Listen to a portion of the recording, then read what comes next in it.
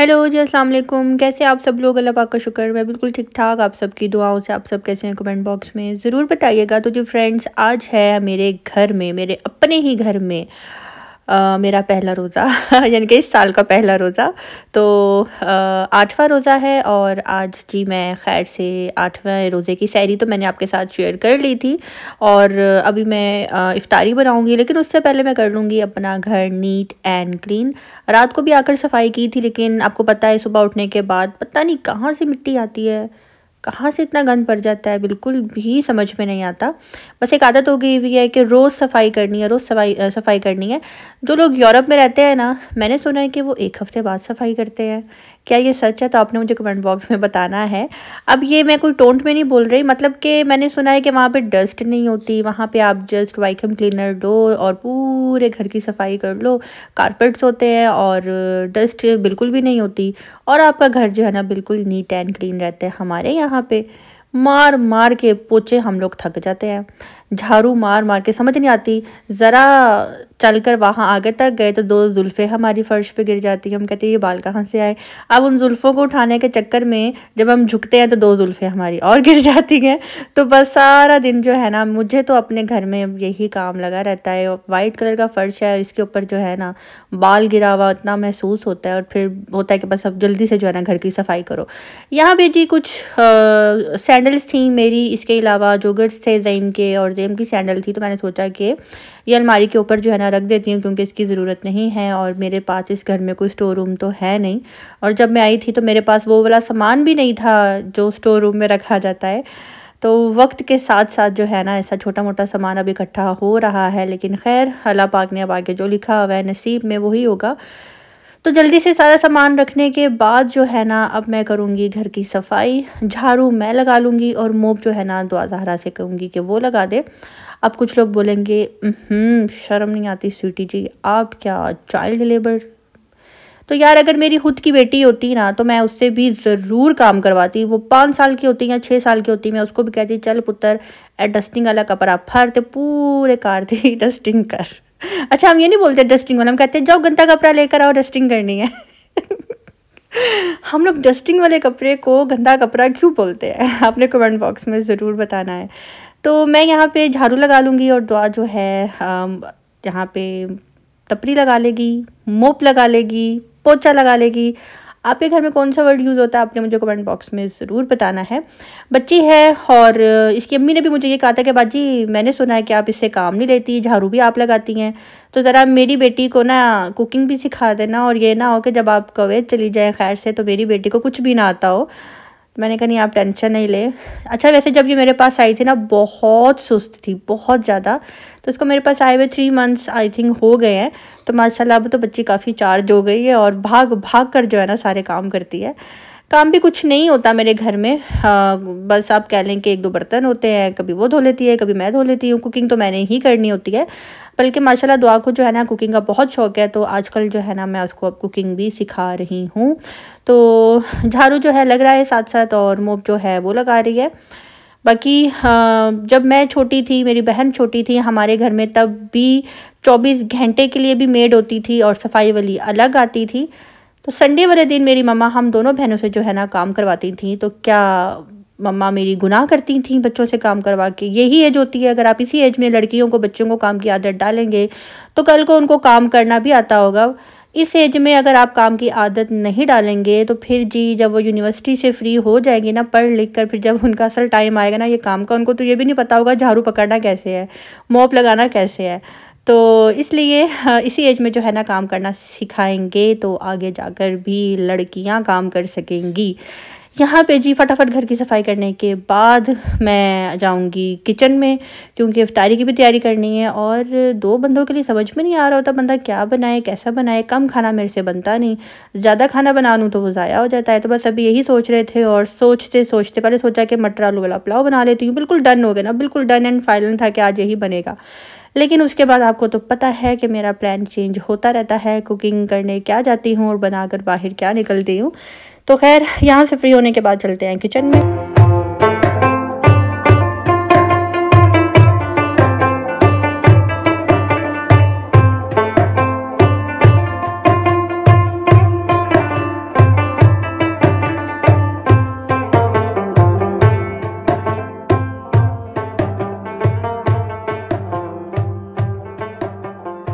अच्छा जी, अभी मैं आ गई हूँ किचन में। किचन में आते ही मैंने सबसे पहले जो है शरबत बनाया, पकौड़ों का मटेरियल रेडी किया और अभी जो है ना मैं प्याज फ्राई कर रही हूँ। पतीली को जी आपने करना है फुल टाइम इग्नोर, क्योंकि नॉन स्टिक है और अब मैं नए बर्तन अपने खरीद भी नहीं सकती। तो इसी में जो है पकाऊंगी भी, खाऊंगी भी और दिखाऊंगी भी। तो यहाँ पे जी मसाला रेडी करके मैं रख लूँगी। पहले तो मैंने यही सोचा कि मैं ना जल्दी से राइस भी रेडी कर लेती हूँ, तो थोड़े से राइस जो है अफ्तारी में भी साथ रख लूँगी। लेकिन बाद में जो है ना मेरा प्लान चेंज हो गया, क्योंकि अफ्तारी का सामान बनाते बनाते मुझे ऐसा लग रहा था कि यही खा के जो है ना पेट फुल हो जाएगा। और पता नहीं क्यों इतना लालच आ रहा होता है ना कि इफ्तारी की टेबल पे ये भी हो, वो भी हो, ये चीज़ भी हो, वो चीज़ भी हो। खाया क्या जाता है? कुछ भी नहीं। एक पकौड़ा और आधा गिलास शरबत का, इससे ज़्यादा बिल्कुल भी नहीं खाया जाता। लेकिन लालच जो है ना कूट कूट के भरा होता है कि हमारी पूरी टेबल जो है ना सजी हो। खैर किचन में जो है ना मैं साथ साथ काम कर रही हूँ और मसाला जो है ना मैं रेडी कर लूँगी। चिकन का छोटा सा पैकेट जो है मेरे पास पड़ा हुआ था, तो मैंने सोचा कि उसी का जो है ना पुलाव बना लेती हूँ।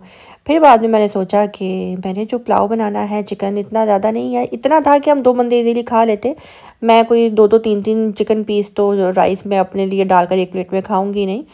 तो फिर मैंने सोचा कि इसके अंदर डाल लेती हूँ साथ में मटर। मटर मुझे, आपको पता है ना कि मुझे कितने अच्छे लगते हैं। तो मटर चिकन वाला जो है ना मैं आज पुलाव बनाऊँगी। ये वाला मसाला रेडी कर लूँगी और बाद में दुआ, और मैंने यही डिसाइड किया कि राइस जो है ना सहरी के टाइम ही हम लोग ऐड करेंगे इसमें सारे मसाले में, और सहरी में हम लोग आज राइस ही खाएँगे। तो यहाँ पे जी इसकी तैयारी करके रख लूँगी। तो अब मैं करूँगी साथ ही पकौड़े फ्राई, और इफ्तारी में जो है मैं बनाऊँगी दही भल्ले बनाऊँगी, यानी कि पकौड़ियाँ, दही पकौड़ियाँ बनाऊँगी, पकौड़े फ्राई करूँगी, शरबत था और साथ में क्या था ये मैं अभी आगे देखती हूँ तो मैं आपको बताती हूँ कि और साथ में क्या था। और जी कल वाले मेरे व्लॉग को जो है ना पसंद करने के लिए शुक्रिया, कि आप सबको उतनी ही खुशी हुई है मेरे घर को देखकर जितनी खुशी मुझे हुई है अपने घर वापस आकर। तो मुझे किसी ने मजबूर नहीं किया हुआ था अपने घर रहने के लिए, बस प्यार मोहब्बत था। और इसलिए मैं बहन के घर भी रही और मम्मा के घर भी रही, लेकिन अपने घर भी आना ज़रूरी था। बाकी एक दो लोगों ने मुझे कहा कि तुम जो हो ना अपने मम्मा के घर पे सहरी बना बना कर थक गई थी, इसलिए तुम जो है ना वहाँ से आ गई हो जान छुड़ा कर। तो यहाँ पे भी अगर काम कर रही हूँ ना, काम आप एक बंदे का करो, 2 बंदे का करो, उतनी ही मेहनत लगती है। तो सहरी शादी से पहले भी मैं सहरी बनाया करती थी, और अब भी जब भी कभी ज़ईम के साथ भी जाती थी ना सहरी टाइम भी, तो मैं ही जाकर बनाती थी। मुझे काम करने में बिल्कुल भी वो अलकस नहीं आती, वरना कुछ लड़कियों को अगर कहे तो ज़रा पानी का गिलास भी पकड़ा दो तो उनको अलकस आती है और वो 10 दफ़ा सोचती हैं कि उठें, कब उठें, कैसे उठें, अच्छा जी इसको पानी पिलाना है। तो मैं ऐसी बिल्कुल भी नहीं हूँ, और मैं जब काम करती हूँ तो बार बार शोर नहीं बचाती कि मैंने ये किया, मैंने ये किया, मैंने ये किया। और रही बात मम्मा के घर से आने की, मुझे तो ये बात समझ में नहीं आती। बहन के घर थी तो कह रहे थे जी अपनी माँ के घर चली जाओ, माँ के घर आई तो कह रहे थे जी अपने घर चली जाओ, अपने घर आ गई हो तो अब कह रहे थे अपनी माँ के घर चली जाओ। अब तो मुझे अपने सैयां सुपरस्टार के पास जाना ही पड़ेगा, ये दुनिया नहीं जीने देगी मुझे। सैयां सुपरस्टार सुन रहे हो ना मेरी बात? आज का कमेंट जो है ना मैं अपने आज के व्लॉग में जो पिन करूँगी ना अपने सैयां सुपरस्टार का करूँगी, और उम्मीद करूँगी कि बहुत प्यारा सा मैसेज जो है ना सिर्फ़ और सिर्फ मेरे लिए देंगे, सिर्फ 2 से 3 लाइनों में। अच्छा 2 से 3 कह रही हूँ, लेकिन मुझे लगता है लंबा सा कहीं हाथ ना छाप दे। खैर ये तो ऊँगियाँ भोंगियाँ थी जो भी मैंने मारी हैं। अभी जी मैं करने लगी हूँ यहाँ पे पकौड़े फ्राई। यहाँ पे करूँगी जी अब मैं पकौड़े फ्राई। ऑयल जो है बहुत ज़्यादा गर्म हो चुका हुआ था, क्योंकि जो मेरा चूल्हा है इसका फ्लेम बिल्कुल भी लाइट नहीं होता। तो बस अभी मैं बस साइड पे रख दूँगी, और एक पकौड़ा जो अभी मैंने सेंटर में डाला था मुझे लग रहा है कि ये जल्दी से जो है ना लालो लाल हो गया है। तो इससे पहले पकौड़ा मज़ीद और लाल हो, फटाफट जो है ना मैं इसको निकालने की करूँगी सारे पकौड़े ऐड करने के बाद। बहुत मज़े के पकौड़े बने थे, और मैं पकौड़ों का मटेरियल जो है ना थोड़ा सा जो है ना पतला रखती हूँ। अगर थिक हो तो वो बिल्कुल भी मज़े के नहीं लगते, लड्डू लड्डू टाइप लगते हैं। तो इसके अंदर जो है मैंने पालक, धनिया और इसके अलावा प्याज, आलू, हरी मिर्च, अनारदाना, साबुत सूखा धनिया, ये सब कुछ मैंने ऐड किया है। तो बहुत मज़े के बनते हैं ये वाले पकौड़े। अच्छा पकौड़ों की रेसिपी तो मैं इस तरह से बता रही हूँ आप लोगों को जैसे सिर्फ मुझे ही आते हैं बनाने। और रमज़ान में जो है ना हर घर में पकौड़े बनते हैं। ये एक तो लाल शरबत और पकौड़े, ये हर घर में जो है ना इफ्तारी के टाइम पे होते हैं। इसके बगैर तो मुझे लगता है कि हम इफ्तारी कर ही नहीं सकते। तो यहाँ पे जी पकौड़े बहुत ही अच्छे लग रहे हैं। अभी इसमें इसको निकाल लूँगी, और बस इफ्तारी का टाइम भी यहाँ पे होने वाला था। अच्छा जी, इफ्तारी में पकौड़े थे, दही पकौड़ियाँ थी यानी कि दही भल्ले थे। इसके अलावा मुझे अचानक से जी ये रंग बिरंगी नहीं थे, सिर्फ वाइट कलर के पापड़ नज़र आए। तो मैंने सोचा कि जी पापड़ भी थोड़े से फ्राई कर लेते हैं। ये मेरे हस्बैंड खाते थे, मैं कोई इतने शौक से नहीं खाती। और जिस टाइम मैं इसको फ्राई कर रही थी तो मुझे अपनी खाला की बेटी याद आ गई, खतीजा। यार वो बड़े मज़े के फ्राई करती है और पता नहीं कौन सा मसाला इसके ऊपर डालती है, इतना अच्छा टेस्ट हो जाता है, ऐसा लगता है जैसे बाज़ार से मंगवाया है। तो जिस टाइम मैं रोज़ा खोला था तो ज़ईम कॉल पे ही थे, तो मैंने कहा ज़ईम मैं ये पापड़ खा रही हूँ और ये खाते हुए मुझे खतीजा की याद आ गई। तो कहते हैं हाँ उसने बना कर खिलाए थे, बहुत मज़े के। यहाँ पे जी सब मुझे कह रहे थे कि जी आप दही पकौड़ियों की रेसिपी बता दें। सिंपल पकौड़ियों को जो है मैंने पानी में डिप कर दिया था। जब वो सॉफ्ट हो गई थी मैंने एक आलू लिया था, उसको भी बॉईल कर दिया था, उसको भी कट कर लिया था, प्याज लंबा लंबा कट करके नमक लगाकर उसको थोड़ी देर के लिए रख दिया था। एक टमाटर जो है वो कट किया था। अगर आपके पास पुदीने की चटनी है तो पुदीने की चटनी, हरी मिर्च और धनिया की चटनी आप वो भी इसके अंदर ऐड ज़रूर कर लीजिएगा। मेरे पास नहीं थी इसलिए मैंने ऐड नहीं की। इसके अंदर आप थोड़ा सा नमक ऐड करें, थोड़ा सा चाट मसाला ऐड करें, बस सिंपल सी दही पकौड़ियाँ जो है आपकी बनकर रेडी हो जाएंगी, जो कि बहुत बहुत बहुत यम्मी लगेंगी। मुझे लगता है कि मैंने बहुत ही अच्छे तरीके से जो है ना दही पकौड़ियों की रेसिपी बता दी है। और इसके अंदर आपने ग्रीन चटनी ज़रूर ऐड करनी है, जिसमें पुदीना, हरी मिर्च और धनिया, इसकी आपने चटनी बनाकर वो ऐड करेंगे तो ही जो है ना और ज़्यादा मज़े की बनेगी। यहाँ पे जी दही पकौड़ियाँ अब रेडी हो गई हैं और अब चलते हैं जी रोज़ा इफ्तार करने के लिए।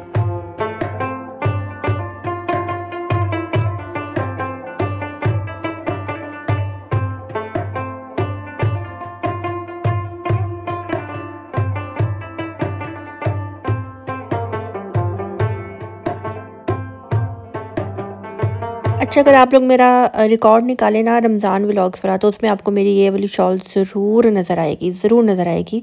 और हमेशा मैं ज़्यादातर इसको रमज़ान में ही यूज़ करती हूँ। उसकी रीज़न ये है कि ये जो शॉल है ना ये मेरी दादी की है। जब मैंने थोड़ी थोड़ी होश संभाली थी ना, तो जब मेरी दादी नमाज़ पढ़ती थी, एक उनके पास होता था वाइट कलर का दुपट्टा। वाइट दुपट्टा मुझे वैसे ही अच्छा नहीं लगता, मुझे नहीं अच्छा लगता जब वाइट दुपट्टा किसी ने लिया हो, तो पता नहीं क्या होता है, घबराहट सी होती है मुझे। और मैं अपनी मम्मा को तो बिल्कुल भी नहीं लेने देती हूँ वाइट कलर का दुपट्टा, लेकिन फिर भी जब कभी लिया होता है ना, तो मैं कहती हूँ मम्मा उतारे इसको दुपट्टा, आपने क्यों लिया भाई ये वो। तो मेरी दादी जब ये वाला दुपट्टा लेती थी ना, तो मुझे वो बहुत अच्छी लगती थी। और मुझे पता ही नहीं था कि ये दुपट्टा जो है ना मैं रखूँगी और मेरे पास रहेगा। जब से मैंने व्लॉगिंग स्टार्ट की हुई है तब से आपको मेरे जितने भी रमज़ान व्लॉग्स देखने को मिले होंगे 4 साल 5 साल के, उसके अंदर आपको यही दुपट्टा मिलेगा। ये दुपट्टा नहीं, चादर है। तो एक तो ये है कि इसको पहनकर मुझे दादी की याद आती है, और दूसरा ये है कि हमारी दादी ने हम बहन भाइयों को बहुत ज़्यादा प्यार किया हुआ है। और मेरी मम्मा ने वैसे जैसे आजकल की जो माएँ होती हैं ना, वो अपने बच्चों को अपने कंट्रोल में रखती हैं, दादियों के पास नहीं जाने देती। मैंने इस तरह की औरतें देखी हैं, दादियों से दूर रखती हैं, उनको वो सिखाती हैं कि उनके पास नहीं जाना, उनको कोई बात नहीं बतानी। लेकिन हमारे घर का माहौल ऐसा था कि दादी जो कहती थी हम वो ही करते थे। और मेरी मम्मा ने हमें फुल टाइम जो है ना अपनी यानी कि अपनी सास को हमारे ऊपर रखा हुआ था कि जैसा अम्मी बोलेंगी ना हमने वैसा ही करना है। तो ये चीज़ मेरी मम्मा की बहुत अच्छी थी, यानी कि दादी अगर हमें कभी डांट भी लेती थी, कुछ कह भी देती थी, तो जैसे आजकल की माएँ लड़ाई शुरू कर देती हैं कि हाँ हाँ आपने हमारे बच्चे को ऐसा क्यों कहा, ये वो। हमारे घर का माहौल ऐसा बिल्कुल भी नहीं था। तो दादी से जो है ना हमें बहुत ज़्यादा प्यार था। और जब मेरी दादी की डेथ हुई थी तो पूरे स्कूल में जो है ना ये बात मशहूर हो गई थी कि हनी मीना मोहसिन की जो है ना अम्मी की डेथ हो गई है, क्योंकि हम अपनी दादी को अम्मी कहते थे, दादी नहीं कहते थे। तो खैर कहाँ से कहाँ बात निकल गई। तो यानी कि इतना प्यार था हमें अपनी दादी से, और हमारी दादी भी बहुत ज़्यादा प्यार करती थी, क्योंकि मेरे पापा जो है अकेले अकेले बेटे थे, यानी कि 4 बेटियां थीं और 1 बेटे थे, तो उनके काफ़ी लाडले थे। तो इसलिए दादी ने जो है ना हमसे बहुत प्यार किया हुआ है। वो कहते हैं ना कि औलाद की औलाद से ज़्यादा मोहब्बत होती है, तो बस यही सीन था।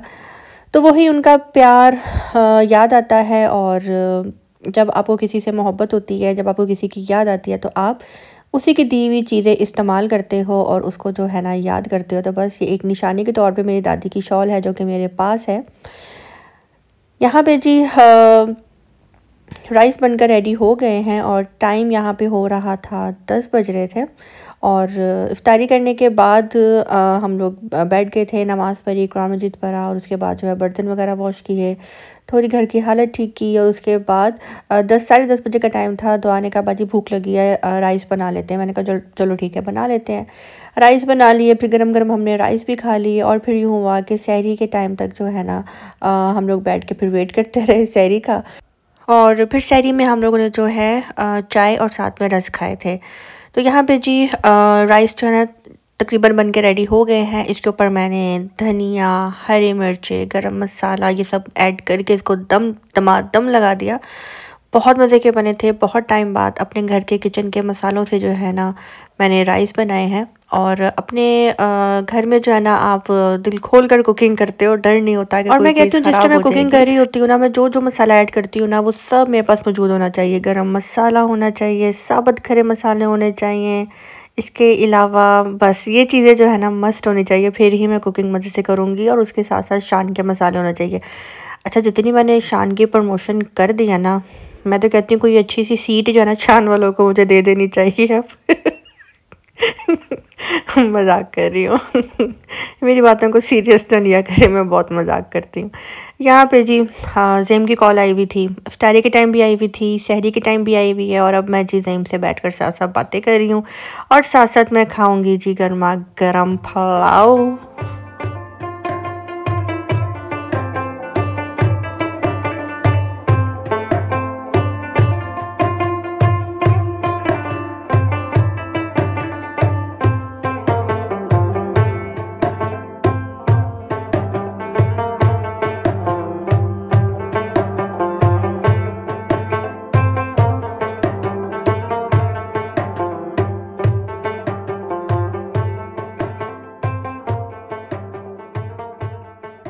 और जी मैं बैठी हुई थी यहाँ सोफ़े पे, साथ साथ मैं राइस खा रही थी, साथ साथ मैं कर रही थी ज़ईम से कॉल पे बात। और ज़ारा जो है ना उसको मैंने बिठा दिया था डाइनिंग टेबल पे। मैंने कहा बेटा आप यहाँ पे बैठकर इज़्ज़त से रोटी खा लो, ये ना हो कि मुझे आज आप फिर जो है ना लोगों से बातें सुनवा दो। पराठा जल्दी जल्दी ख़त्म कर लेती हो और ब्रेड सबके सामने प्लेट में पेश कर देती हो, फिर जी सब मुझे कहते हैं कि बीबी आज तुमने फिर पराठा नहीं खिलाया, फिर तुमने ब्रेड खिलाई है। तो अपने खाने की भी जो है ना एक फ़ोकस बनाकर जो है ना वीडियो बना लो, कि बता दो कितने मटर के दाने थे। ओहो, बल्कि मटर से याद आया, अब तो आप लोगों ने ये भी गिन लेना है कि यार तुमने इसको मटर कम दी हैं, बोटी कैसी दी है, चिकन तो लगा ही नहीं हुआ था, हड्डी थी। तो आप सबको बताती चलूँ कि दुआ ने अपनी मर्ज़ी से जो है ना अपनी प्लेट रेडी की थी, उसने अपनी मर्ज़ी से जो है ना राइस डाले थे। अच्छा यार मैं क्लियर नहीं कर रही, लेकिन बड़ा मज़ा आता है इस तरह के कमेंट्स रीड करके ना उसको जवाब देने में। तो यहाँ पे जी हाँ आज का व्लॉग करती हूँ दी एंड। आज का व्लॉग अच्छा लगा हो तो लाइक करना, सब्सक्राइब करना बिल्कुल भी मत भूलिएगा। यहाँ पे रोज़ा ख़त्म हो चुका था तो मैंने दुआ को कहा था कि दुआ बाहर जो एक छोटा सा क्लिप बना कर लाओ। मैं तो जिस दिन की आई हुई हूँ ना, कि मैंने कदम भी नहीं रखा बाहर गेट पे। जिस दिन रखूँगी तो मैं बताऊँगी कि इतने दिन बाद आज मैं बाहर निकली हूँ। तो ये क्लिप जो है मैंने दुआ से बनवा लिया था। उसको मैंने कहा था कि बस गेट के अंदर ही रहना, ज़्यादा आगे नहीं जाना। तो लाइक करना, सब्सक्राइब करना बिल्कुल भी मत भूलिएगा। जल्दी से मेरा 30K करवा दें, कसम से बड़ी खुशी होगी मुझे। और उसके बाद 50K करवा दें और उसके बाद जो है ना 100K करवा दें, मज़े ही आ जाएंगे। और जी ये सोएगी यहाँ पे लाउंज में, ये सोफ़ा कम बेड है, इसको बेड बनाकर, और मैं सोऊंगी अपने रूम में दरवाज़ा खोलकर। और आज का व्लॉग यहीं पे करती हूँ दी एंड। अच्छा लगा हो तो लाइक करना, सब्सक्राइब करना बिल्कुल भी मत भूलिएगा। अब मुझे दीजिए इजाज़त, मिलते हैं बहुत जल्द नेक्स्ट व्लॉग के साथ। अपनी दुआ में रखिएगा याद। अल्लाह हाफिज़।